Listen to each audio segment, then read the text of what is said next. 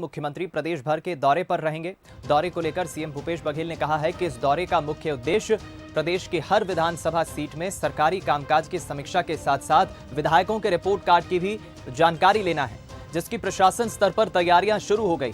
वहीं बीजेपी सांसद ने सीएम भूपेश के दौरे पर तंज कसते हुए कहा कि सीएम भूपेश और उनके मंत्रियों को आत्ममंथन करना चाहिए। कांग्रेस के विधायक स्वयं प्रताड़ित है, जो संकल्प पत्र जारी किया आज तक उस पर काम नहीं किया।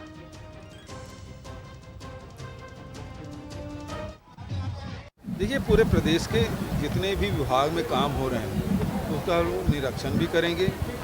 आम जनता भी मुलाकात होगी, जनप्रतिनिधियों से मुलाकात होगी, संगठन के लोगों से मुलाकात होगी, सामाजिक संगठन के लोगों से मुलाकात होगी और बैठक भी आयोजित करेंगे अधिकारी कर्मचारी की, ताकि उसकी समीक्षा हो सके। भूपेश बघेल जी को सबसे पहले और उनके मंत्रियों को आत्ममंथन करना चाहिए कि जो हमने संकल्प पत्र, घोषणा पत्र गंगा जल हाथ में लेके जारी किया है, क्या उस पर सरकार आज तक काम कर पाई है? क्या आज विधायकों के क्षेत्र में आप दौरा करने की बात कर रहे हैं? कांग्रेस के विधायक स्वयं प्रताड़ित है। देखिए, पूरे प्रदेश के जितने भी विभाग में काम हो रहे हैं। चलिए हम रुक करेंगे इस खबर पर। दो राजनीतिक मेहमानों की हम प्रतिक्रिया लेंगे। राजीव जी हमारे साथ बीजेपी से फोन लाइन पर जुड़ गए, प्रवक्ता हैं, बीजेपी के नेता हैं। बहुत स्वागत है आपका राजीव जी। और दूसरी तरफ धनंजय ठाकुर जी भी हमारे साथ, कांग्रेस प्रवक्ता, फोन लाइन पर जुड़ गए। सबसे पहले धनंजय जी, क्योंकि आपकी पार्टी इस वक्त सत्ता में है, मुख्यमंत्री हो या फिर आपकी पार्टी के तमाम नेता हो, काफी आश्वस्त हैं। वो तो ये कह रहे हैं कि छत्तीसगढ़ की जनता का आशीर्वाद हमारे साथ है और आने वाले समय में भी हम एक बार फिर सरकार बनाएंगे। मुख्यमंत्री को प्रदेश की 90 सीटों का दौरा करने की आखिर जरूरत क्या आन पड़ी? देखिए, भूपेश बघेल जी छत्तीसगढ़ के लोकप्रिय मुख्यमंत्री जी हैं, किसान पुत्र हैं, छत्तीसगढ़ की चिंता करते हैं और उनके मुख्यमंत्री बनने के बाद आप देखेंगे सबसे पहली सौगात छत्तीसगढ़ के किसानों को मिला। 20 लाख किसान कर्ज मुक्त हुए। किसानों को धान की कीमत सबसे ज्यादा पूरे देश में अगर आप देखते हैं तो छत्तीसगढ़ में 25 रुपए मिल रहा है।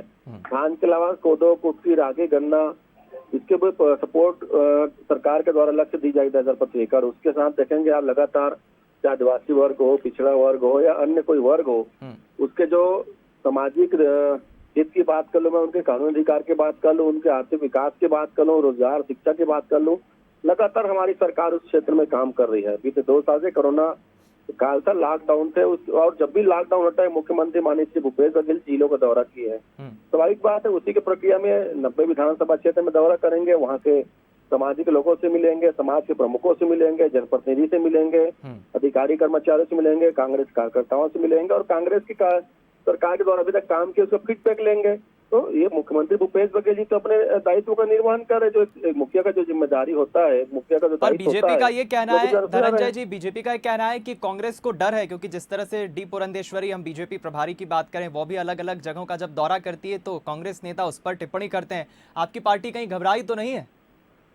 देखिए, मुझे ऐसा लगता है कि भारतीय जनता पार्टी के नेताओं को गुमान हो गया। गुमान 15 साल इसी अहंकार में रहे हैं कि वो इनसे डरते हैं, वो इनसे डरते हैं, और इसी अहंकार के चलते आज 14 सीट में है। भारतीय जनता पार्टी के नेताओं को अहंकार त्याग देना चाहिए। लोकतंत्र में जनता सर्वोपरि होता है और जनता जो जिम्मेदारी देती है उस जनता को जो जिम्मेदारी मिलता है उसका निर्वहन करना पड़ता है, जनता के बीच जाना पड़ता है। यही अहंकार में नरेंद्र मोदी जी की सरकार बैठी हुई है। तो भाजपा के नेता अहंकार में रहे, डरने वाला काम भाजपा नेताओं का है और इनके पूर्वज डरते थे। जो आरएसएस के जो लोग होते ना, वो डरपोक लोग होते थे। मैं राजीव जी से इस पर प्रतिक्रिया ले लेता हूं। कांग्रेस लोग कभी डरते नहीं है जी, धनंजय जी बड़ी दमदारी से अपना पक्ष रख रहे हैं। राजीव जी क्या कहेंगे, क्योंकि देखिए प्रदेश में 3 उपचुनाव भी हुए हैं सत्ता में आने के बाद, सरकार के कांग्रेस के सरकार में आने के बाद तीनों उपचुनाव कांग्रेस जीती है। कांग्रेस ये कहती कि आप बाहर के बड़े नेताओं को खैरागढ़ उपचुनाव के प्रचार के लिए बुला रहे हैं, जो लिस्ट जारी हुई है, और अगर प्रदेश का दौरा मुख्यमंत्री कर रहे हैं तो इसमें बीजेपी को तकलीफ क्या है? आप अपनी तैयारी कैसे कर रहे हैं? देखिए, हमारी तो पूरी तैयारी है, हमेशा रहती है, हम जनता के बीच में रहते हैं हमेशा। लेकिन एक सुखद बात है, मुख्यमंत्री जी को सुधि आई इस चुनाव के बहाने और बड़ा हम धन्यवाद देते हैं। वो तो भूल गए उत्तर प्रदेश, पश्चिम बंगाल, असम, कि उनका अपना प्रदेश यहाँ विकास की बांह जोड़ रहा था। उनका अपना प्रदेश, यहाँ पर एक गरीब बेबस बाप, उसको सरकार एम्बुलेंस नहीं दे सकती है, लेकिन सरकार के कारिंदों और मंत्रियों के पास 40-40 गाड़ियों की लंबी फौज है।